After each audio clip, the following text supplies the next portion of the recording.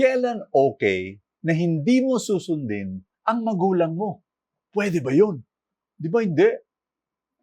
Di ba minsan yung nanay at tatay natin, pag may sinasabi at inuutos, minsan, parang iniisip natin, naku, parang mali yata yung sinasabi nila. O kaya, parang walang logic. Paano ba yan? Pwede ba nating hindi sundin ang ating mga magulang? Malalaman natin ngayon.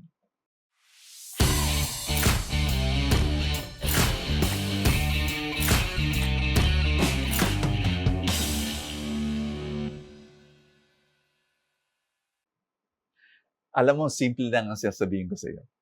Number 1, ha? Importante to, ha? Na we need to honor our parents, di ba? Di ba? Kailangan naman eh. We need to honor our parents. Nasa 10 Commandments yan eh. Honor your father and your mother. Kaya lang, paano? Yun ang importante. Ito yung dalawang statements I want to share with you. Number 1, ang paraan to honor your parents, paano? To obey. Kasi bata ka pa eh. Ibig sabihin, yung hindi mo, gusto mong maniwala na may mga bagay-bagay, maski hindi ko maintindihan, susundin ko yung nanay at tatay ko. Magbibigay ako ng halimbawa. Ito, totoong kwento to. Sinabi ng kaibigan ko. Yung tatay niya, gusto laging may helmet pag nagbabike siya. No? Talagang sinasabihan ng tatay, uy, mag-helmet ka. Bawal na magbisikleta na walang helmet. Eh, yung batang to, no? Yung mga kaibigan niya, hindi naman nag-helmet. So siya lang, parang out of place siya. So minsan ayaw niyang gawin. O, isang araw, magbabike na siya. Sinabihan ulit ng tatay, yung helmet mo. Ang dad naman, sige na nga. So sinuot ang helmet. No? Tapos, ayan, nagbike.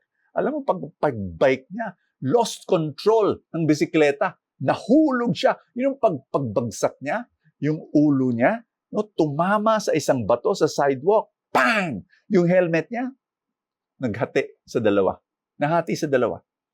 Tapos na-realize niya, pag wala siyang helmet, yung ulo niya ang nahati. Merong sinabi yung mga magulang natin. Minsan hindi natin naintindihan eh. Parang corny, parang ewan ko ba ba't yan sinasabi. Pero sundan mo na lang. No? At yan ang way to honor your parents habang bata ka pa. Ngayon, pag lumaki ka na, grown-up child kung tawagin. Wala na sa bahay, nag-asawa na, di ba? Paano mo makakapagpakita ka ng honor sa mga magulang mo? 3 paraan. Number 1, through respect. Kailangan respect. Hindi mawawala yan habang buhay. Bibigay ako ng halimbawa. May isang, a woman came up to me, tapos sinabi niya, Brother Bo, pakipray mo ako. Yung tatay ko, ayaw ako magkaroon ng boyfriend. No? Talagang lahat ng lalaki na lalapit sa akin, talagang he'll drive them away, papaalis niya. Yung talagang ayaw niya ng mga manliligaw, boyfriend. Brother Bo, tatanda na ako, Brother Bo. Tinanong ko, ilang taong ka na? Sinabi niya, 28. 28, nagulat eh. Kasi mukhang bata. She looks very young. So, sinabi ko sa kanya, baka nakalimutan na ng tatay mo na 28 ka na. Sabihin mo, ha? Sabihin mo. Pero basically, sinabi kong ganito, kausapin mo yung tatay mo. Tapos, respectfully, importante yun eh. Hindi ka magre-rebelde, hindi ka magagalit. Pero sabihin mo, tay, 28 na po ako. Alam mo, pag nag-asawa ako, pag magkaroon ako ng boyfriend, tapos mag-asawa ako, mamahalin pa naman kita. No, I will always be your daughter. 'Di ba? Pero sabihin mo 'yan without any kind of rebelliousness pero laging may respect, pero ulit-ulitin mo hanggang pumayag siya. Number 2, the second way by which a grown-up child can show honor is by caring for your parents, caring for their needs.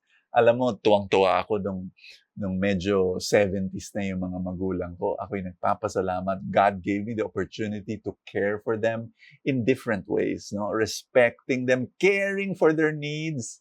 Dinidate ko lagi yung nanay ko. You know, it was beautiful. And yun, importante yun. Ha? Paggalang at yung pagkalinga. Pangatlo, ito, importante. A grown-up child will honor their parent, his parent, her parent, by obeying God.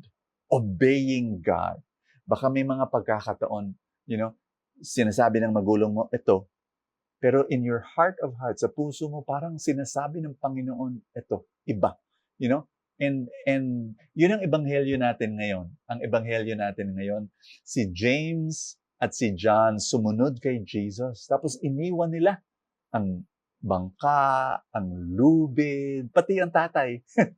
And there might be times that you will put God first, but always remember to respect your parents, always to care for your parents. This is a very difficult discussion, and that's why we need to pray. We need to really ask the Lord, ito ba talaga ang gusto ng Panginoon sa buhay ko?